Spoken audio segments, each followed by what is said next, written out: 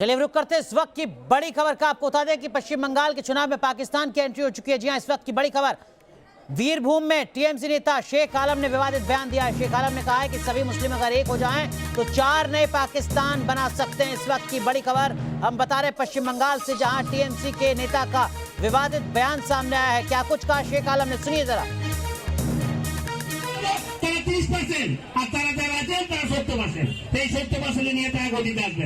লজ্জা পাওয়া উচিত। আমরা যদি 30% লোককে সারা ভারতবর্ষের 30% লোককে যদি একদিক করে দেওয়া হয়, 4-4টা পাকিস্তান তৈরি হবে। একটা পাকিস্তানের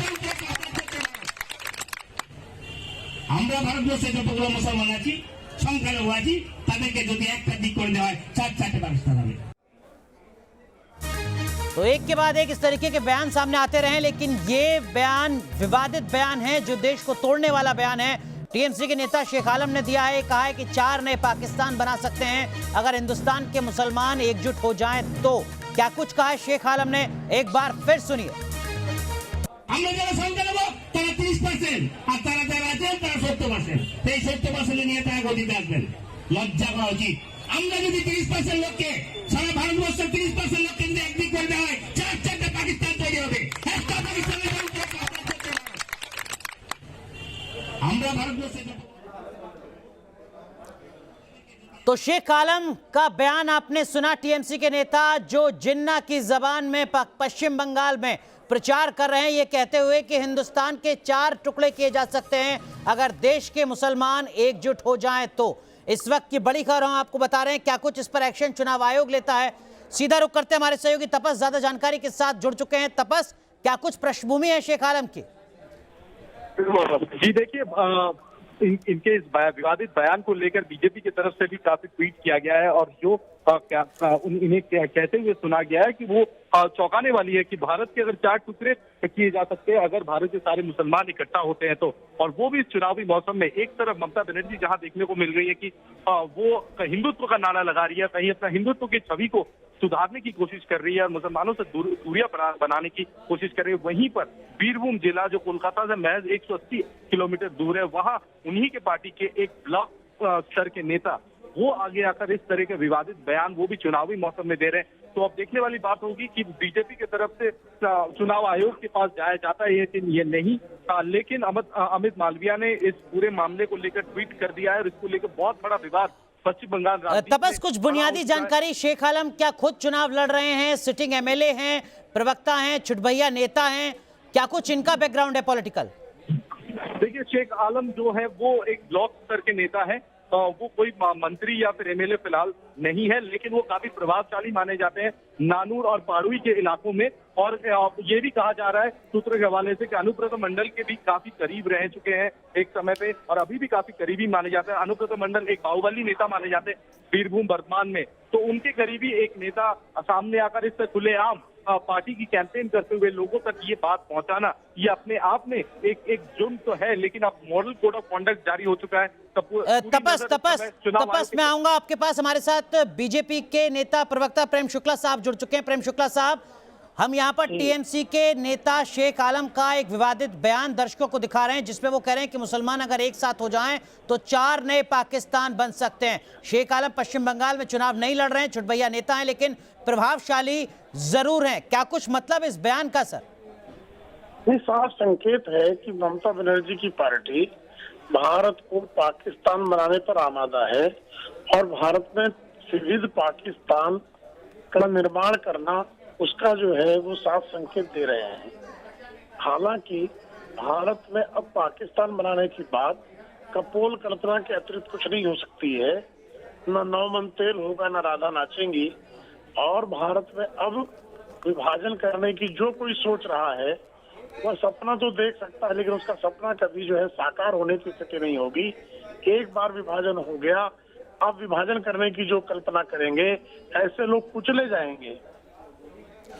प्रेम शुक्ला साहब, अब तक बीजेपी पर आरोप लगता था कि चुनाव प्रचार के दरमियान बीजेपी पाकिस्तान जैसे शब्द को ले आती थी इस नसीहत के साथ कि पाकिस्तान से खतरा है, पाकिस्तान चले जाएं। अब तृणमूल कांग्रेस के एक नेता की तरफ से बयान आया है जिसमें कहा जा रहा है कि हिंदुस्तान में ही 4 पाकिस्तान बना दिए जाएंगे। कुछ अंतर है क्या यहाँ पर? नहीं, उनके इरादे तो बहुत साफ है। भारतीय जनता पार्टी भारत में पाकिस्तान न बनने पाए ये कहती है, भारतीय जनता पार्टी फिर से पाकिस्तान जैसे हालात न बनने पाए ये कहती है। जी ये भारत से पाकिस्तान बनने की बात करते हैं और भारत के टुकड़े करने की बात करते हैं। भारतीय जनता पार्टी भारत की अखंडता, भारत की संप्रभुता को हमेशा से जो है बनाए रखने की बात करती है और ये भारत के टुकड़े टुकड़े करने की बात कर, तो साफ अंतर है ये। तो ये अंतर है। भारतीय जनता बीजेपी पार्टी का जब कोई पाकिस्तान नेता की जो बात है- कहती है, या तृणमूल कांग्रेस के नेता शेख आलम यहां पर अब पाकिस्तान का जिक्र कर रहे हैं। हमारे साथ रितेश तिवारी भी जुड़ चुके हैं, बंगाल बीजेपी के प्रवक्ता हैं, उनका रुख करेंगे। लेकिन उससे पहले एक बार फिर सुनिए टीएमसी के नेता शेख आलम का विवादित बयान, सुनिए जरा। আমরা যারা সংখ্যা নেব তারা 30% আর তারা যারা আছেন তারা 70%। এই 70% নিয়ে তারা গদিতে আসবেন, লজ্জা করা উচিত। আমরা যদি 30% লোককে, সারা ভারতবর্ষের 30% লোককে যদি একদিক করে দেওয়া হয়, চারটা পাকিস্তান তৈরি হবে। একটা পাকিস্তানের বিরুদ্ধে একটা করতে হবে। আমরা ভারতবর্ষে যতগুলো মুসলমান আছি, সংখ্যালঘু আছি, তাদেরকে যদি একটা দিক করে দেওয়া হয়, চারটে পাকিস্তান হবে। शेख आलम को आप सुन रहे हैं। शेख आलम टीएमसी के नेता है पश्चिम बंगाल के, जो कह रहे हैं कि अगर 30% मुसलमान एक हो जाएं तो पाकिस्तान जैसे 4 और मुल्क भारत में बनाए जा सकते हैं, यानी देश के टुकड़े किए जा सकते हैं। ये विवादित बयान टीएमसी के नेता शेख आलम ने दिया है, जिन पर स्थानीय सांसद, स्थानीय नेता का समर्थन है। ऐसा हमारे सहयोगी तपस लगातार अभी कुछ देर पहले हमें बता रहे थे। रितेश तिवारी हमारे साथ जुड़े हुए हैं, बीजेपी के प्रवक्ता प्रेम शुक्ला साहब हमारे साथ जुड़े हुए हैं, पीसी बजौरिया साहब हमारे साथ जुड़ रहे हैं। आप बीजेपी के प्रवक्ता हैं बंगाल से। बजौरिया साहब, ये शेख आलम का बयान किस तरीके से बीजेपी लेगी इसको आने वाले वक्त में? हम अभी मुख्य चुनाव अधिकारी के दफ्तर से निकले हैं, उनसे हम मिले हैं। ये शेख आलम का बयान के कहीं पहले यहाँ के जो तृणमूल कांग्रेस के जो सर्वे सर्वा हैं, श्रीमती ममता बनर्जी, जो अभी केयरटेकर चीफ मिनिस्टर भी हैं, उन्होंने स्पष्ट शब्दों में कहा कि जिसके माथे पे तिलक हो, जिसके बदन में गेरुआ वस्त्र हो, उसको रोको, वो बंगाल की संस्कृति को खराब करता है। तो इससे ज्यादा भड़काऊ बयान और क्या होगा? और क्योंकि आज माथे में तिलक और बदन में गेरुआ, तो किसी से पूछने का दरकार नहीं है वो किस समुदाय के तरफ। लेकिन सर, अभी तो पहले चरण का जो प्रचार है वो आज बंद हो रहा है। 8 चरणों में चुनाव होना है। क्या कुछ और भी अभी पश्चिम बंगाल में नजर आएगा इस तरीके से? यही तो दुर्भाग्य है हमारे राज्य की। और ममता बनर्जी के इस भड़काऊ बयान के संग संग उनका ही नेता बोलता है कि 30% यदि एकत्र हो जाए तो 4 पाकिस्तान बन जाएगा।